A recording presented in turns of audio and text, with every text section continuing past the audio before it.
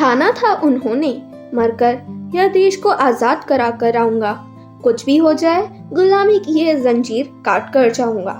नमस्कार, हार्दिक अभिनंदन आप सभी को आजादी के अमृत महोत्सव की हार्दिक शुभकामनाएं। आइए सुनते हैं एक और देशभक्ति की कहानी MPS की जुबानी। एक क्रांतिकारी की कोई जाति नहीं होती और उसका धर्म उसकी मातृभूमि होता है। दुर्गादास खन्ना जी की मृत्यु के लंबे समय के बाद भी उनका जीवन उनके प्रयासों में सफल होने के दृढ़ संकल्प की कहानी है। उनका जीवन स्वतंत्र भारत के विकास की कहानी है। उनका जीवन एक अनुकरणीय उदाहरण है। उनका जन्म लाहौर में एक रूढ़िवादी हिंदू परिवार में हुआ था। वे सदा अपने से पहले देश को आगे रखते थे।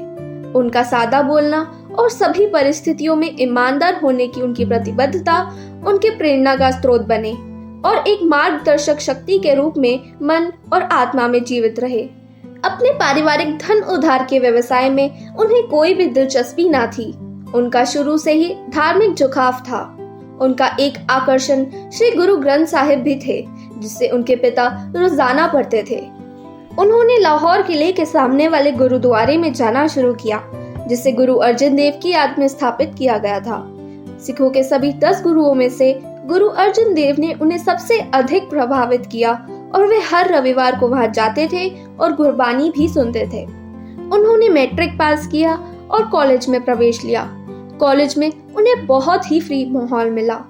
कॉलेज के प्रिंसिपल एक अद्भुत व्यक्ति थे और राष्ट्रीय आंदोलन के बारे में श्री दुर्गादास खन्ना जी के दिमाग पर सबसे पहले अदृश्य प्रभाव उनका ही पड़ा था। एक सुबह उन्होंने अपने मित्र हंसराज गोरा के साथ कुछ पुस्तकें देखी। एक लाला हरदयाल के महान विचार और दूसरे वंदे मातरम के लेखन से चयन। उन्हें पढ़ने के बाद उन्हें ऐसा लगा जैसे कोई छुपा हुआ हाथ उनकी हरकतों को निर्देशित कर रहा हो। भगत सिंह और सुखदेव के साथ दुर्गादास खन्ना जी की पहली मुलाकात वास्तव में एक दोस्त से उधार ली गई किताबों के कारण हुई थी। उन्होंने देश में मौजूदा राजनीतिक स्थिति के बारे में भी बात की। हालांकि पहली बैठक महात्मा गांधी और उनकी अहिंसा के नारे के बारे में अलग अलग विचारों के नोट पर समाप्त हुई। बाद की बैठकों में वे भगत सिंह और सुखदेव से बहुत प्रभावित हुए। यह उन्हें क्रांतिकारी संगठन हिंदुस्तान सोशलिस्ट रिपब्लिकन एसोसिएशन की तह में ले गया। उसके बाद क्रांति और क्रांतिकारियों का साथ उन्होंने कभी भी नहीं छोड़ा। वे पंजाब विश्वविद्यालय में भी छात्र मंडल में सक्रिय थे। उन्होंने छात्रों के सम्मेलनों का आयोजन किया और वे छात्र संगठनों के निर्माण में उत्प्रेरक थे। वे पंजाब में क्रांतिकारी आंदोलन के अगुवा बने। उन्हें वीरेंद्र और रणवीर के साथ पंजाब के राज्यपाल को मारने की साजिश रचने के लिए मौत की सजा सुनाई गई थी। बाद में उन्हें उच्च न्यायालय ने बरी कर दिया था। राजनीति में अपने लंबे करियर के दौरान दुर्गादास खन्ना जी ने सक्रिय भूमिका निभाई और लाला लाजपत राय, पंडित जवाहरलाल नेहरू, इंदिरा गांधी और कई अन्य लोगों के साथ कंधे से कंधा मिलाकर काम किया।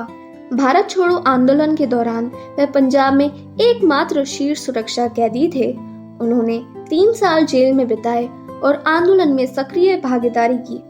आजादी के संघर्ष के दृढ़ संकल्प के सेनानी दुर्गादास जी को जेल में बार बार जाना पड़ा।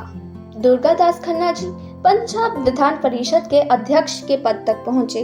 बाद में पंजाब में आतंकवाद एक दूसरे झटके के रूप में आया। हालांकि अंतिम झटका इंदिरा गांधी की हत्या के साथ आया। 76 वर्षीय दुर्गादास खन्ना जी की सांस रुकने से मृत्यु हो गई। उनकी याद में उनके बेटे ब्रिज खन्ना ने दुर्गादास फाउंडेशन की स्थापना की, जो एक धर्मार्थ संस्थान है। फाउंडेशन एक गैर लाभकारी, गैर सरकारी संगठन है जिसमें शिक्षा, संस्कृति और सामुदायिक विकास के कार्य होते हैं। जय हिंद।